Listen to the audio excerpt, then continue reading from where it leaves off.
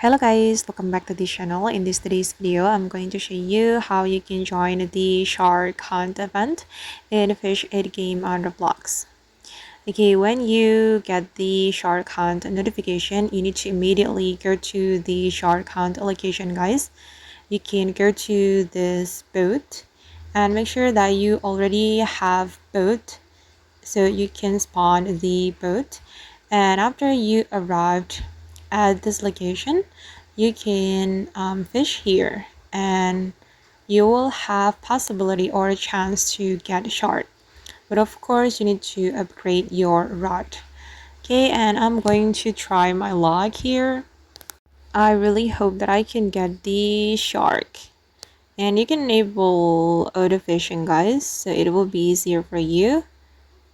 And yeah, I didn't get the shark, but no problem, we can keep trying. And to summon the shark hunt event, guys, actually you can use Sun Totem, but now I don't have it. So yeah, I just joined the shark hunt without Sun Totem. Okay guys, and that's all the way to join the shark hunt event in Fish Ed game on Roblox. I hope this video will be useful for you. Thank you so much for watching, and bye.